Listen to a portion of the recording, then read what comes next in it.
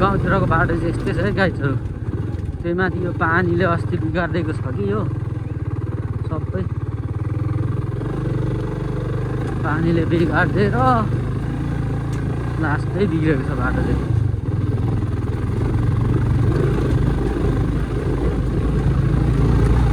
बाटो बनाएर त फेरि यो बाइक चाहिँ यस्तो अफरोडमा भन्दा पनि बिचमा कुदाउनु चाहिँ दामी हुन्छ क्या यो बाइक चाहिँ गाइजहरू होइन। अब त मैले जोतिसकेँ र यहाँ देख्न सक्नुहुन्छ आज हल्का ठेला उठेको छ र आजको कामको पैसा चाहिँ यो यति हो। अब so hello everyone, welcome back to my new blog र आजको ब्लगमा तपाईँहरूलाई स्वागत छ। र आज भनेको चाहिँ म घर आएको छु होइन। अस्ति नै गो भएदेखि म घरतिरै छु र अहिले भनेको चाहिँ म यहाँ ट्र्याक्टर जोत्नुको लागि जानु लागेको छु। दर्शक यहाँ छ ट्र्याक्टर अनि यसको यो अस्ति जोतेर मैले यतिकै छोडेको थिएँ क्या। यहाँनिर यहाँ अलिकति जोतेँ, माथि टार जोतेर चाहिँ यतिकै छोडिरहेको थिएँ, फाली पनि नखोली। अनि त्यहाँदेखि यो फाली खोल्दैछु अहिले। यो सबै माटो छ र यो माटो झिकेर फाली खोलेर टक्क त्यो अगाडि राखेर चाहिँ लगेर जाने हो होइन। र यहाँ फाली खोल्दैछु र आजको भ्लग के कस्तो हुन्छ लास्टसम्म हेरिदिनु होला।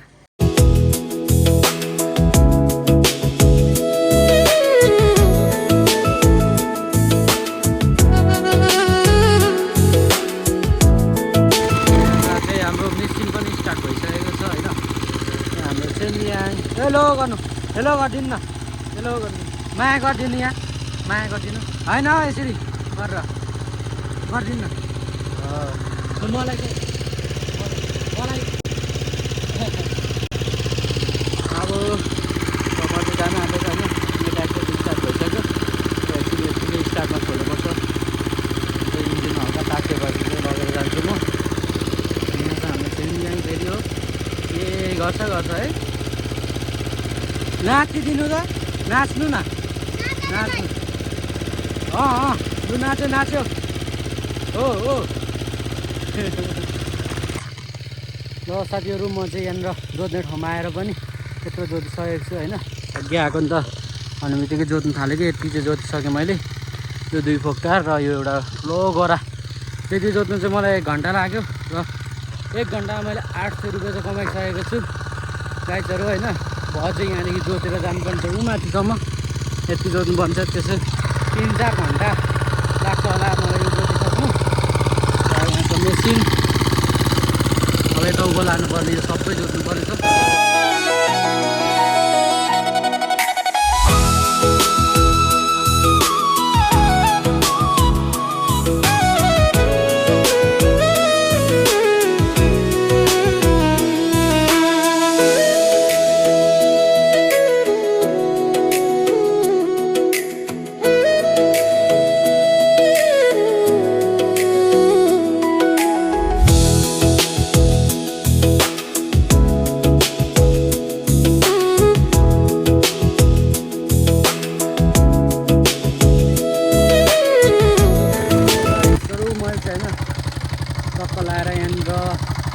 जोति पनि सक्यो, खानासम्म जोति सक्नुपर्ने थियो।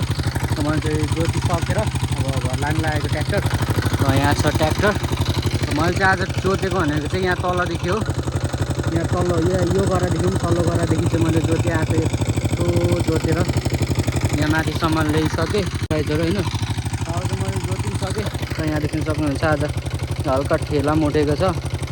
धेरै भएछ क्या उयो नगरेको, नजोतेको धेरै भएको थियो, त्यही भएर ठेला पनि उठ्यो कि 2 बजी 2:30 भएछ। म बिहान 8 बजी आएको थिएँ नि त, खाना खायो। अब चिया खाएर अब सबै लाएर घर गइन्छ। र गाइज म चाहिँ काम सकेर पनि घर जाँदैछु होइन। र कामको पैसा चाहिँ यहाँ म तपाईँहरूलाई देखाउँछु। यहाँ मेरो हातमा छ कामको पैसा र आजको कामको पैसा चाहिँ यो यति हो होइन।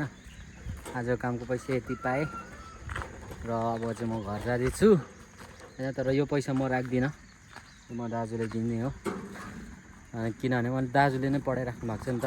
त्यही भएर यति पैसा म दाजुले दिन्छु। दाजुले नै मलाई फेरि यता इलाम जाँदाखेरि खाजा खर्च, खाने खर्च, सबै खर्च दाजुले नै दिने हो नि त मलाई। त्यही भएर म यो पैसा चाहिँ दाजुलाई नै लगेर दिन्छु। र यहाँ छ ट्र्याक्टर होइन। मैले अघि तलदेखि निकालेर यहाँ ल्याइसकेँ। अब यसलाई चट गरेर लाग्ने हो। छोड्नु है त्यहाँ।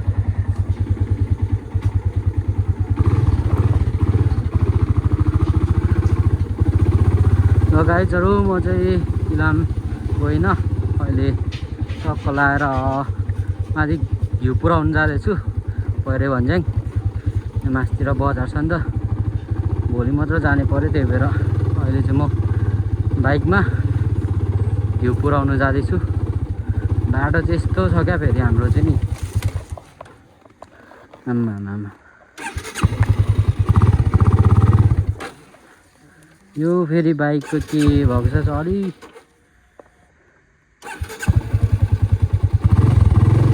यो बाइकको पनि बनाउनु पर्ने छ हौ गाइज। यस्तो हुन्छ आफै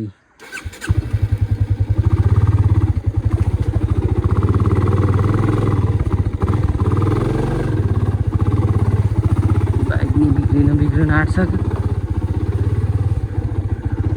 मेरो चाहिँ फोनमा चार्ज नै सकिनु आँटेर पावर ब्याङ्कबाट चार्ज गर्दै भ्लग बनाइरहेको छु होइन। म चाहिँ अहिले माथि पऱ्यो भन्ज्याङ घिउ पुऱ्याउनुको लागि जाँदैछु। पानी परेर अघि एकछिन पानी परेर हल्का बाटोमा चिप्लो छ। माथि 4:30मा घिउ पुऱ्याउनु भन्नु थियो ढिलो भइसक्यो। घिउ फेरि यहाँ टाँसेको छ पछाडि क्या बाँधेकोमा। अहिले चाहिँ म घिउ पुऱ्याउनु जाँदैछु। बाटो त यस्तो छ नि उडाउनु पर्ने हुन्छ मैले चाहिँ। उसले बाटो त बनाएछ लु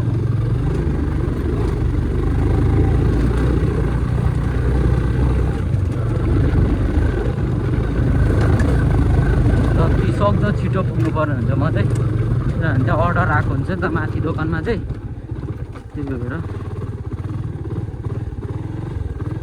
जति सक्दो छिटो पुऱ्याउनु पर्ने हुन्छ। घिउ त अगाडि नै आइपुग्यो त हौ मेरो पछाडि चाकमै भयो।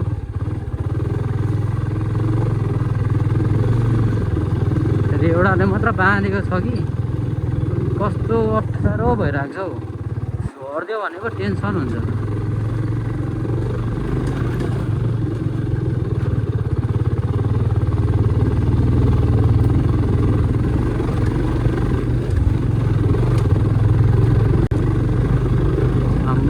गाउँतिरको बाटो चाहिँ यस्तै छ है गाइजहरू। त्यही माथि यो पानीले अस्ति बिगारिदिएको छ कि यो सबै पानीले बिगारिदिएर लास्टै बिग्रेको छ बाटो चाहिँ।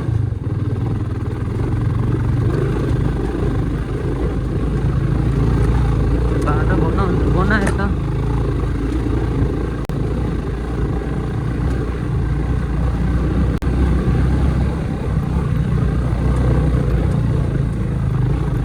घिउको झर्ला जस्तो गरेको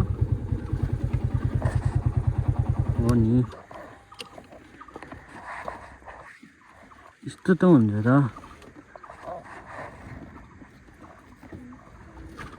ढिलो भएको बेला त।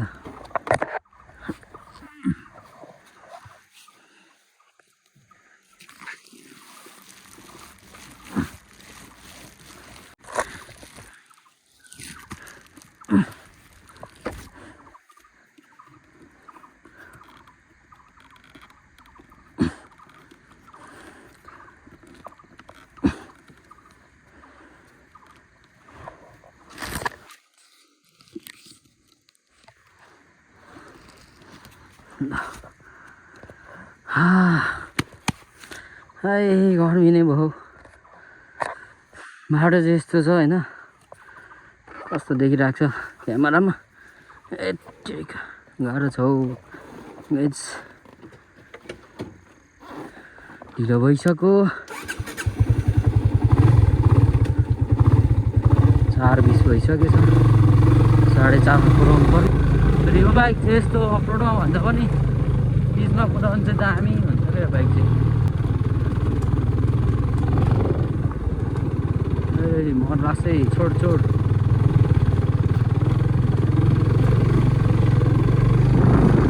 घिउ फेरि झर्नु पर्दैछ।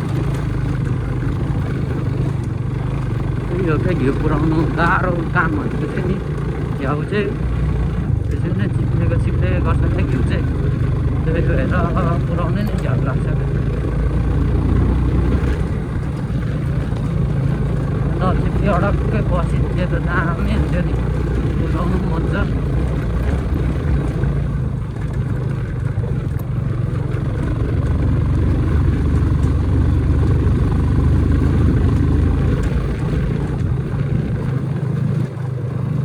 त्यसको अटो त छ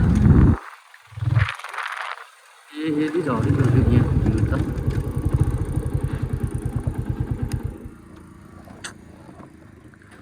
यो बनाउँदा बनाउँदै दिन जाने हो, फेरि झरेको।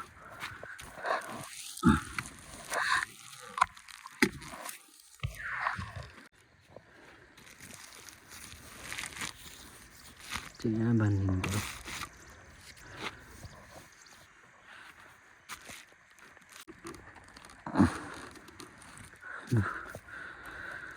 एकछिन बनायो, एकछिन फेरि बिग्रिहाल्छ साना।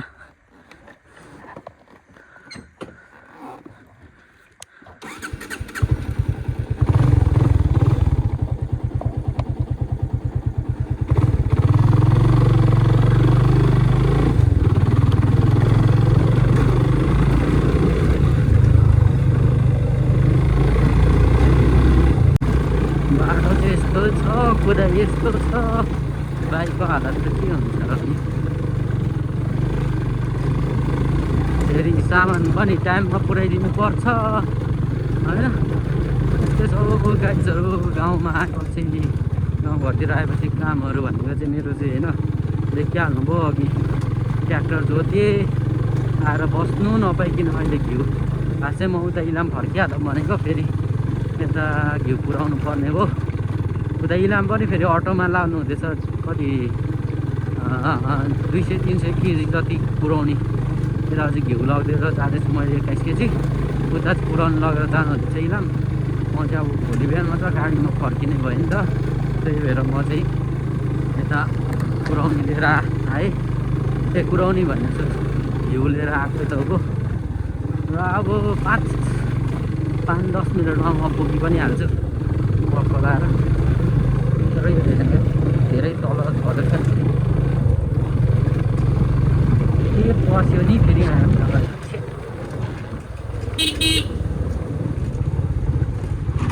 चियाको ट्र्याक्टर रहेछ।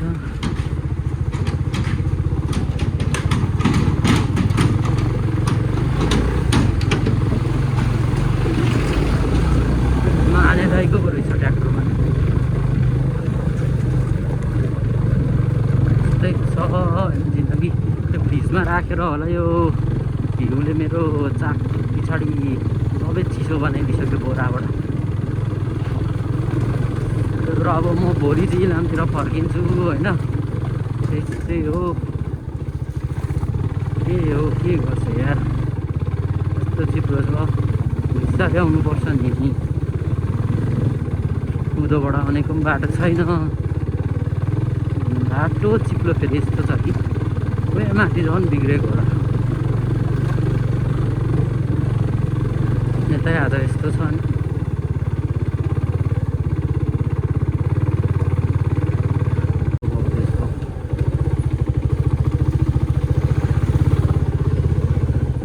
लडबडिँदै जाने बेला भयो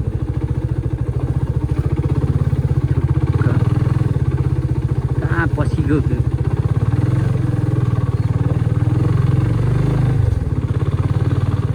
र चाहिँ हाम्रो डेस्टिनेसनमा चाहिँ आइपुग्नु लाग्यौँ गाइजहरू होइन, यहीँ पर्तिर हो। त्यही भएर गियर अड्किन्छ त।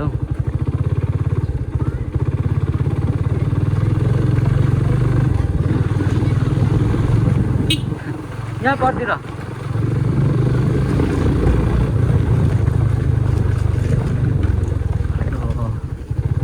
चाहिँ पनि पुगे।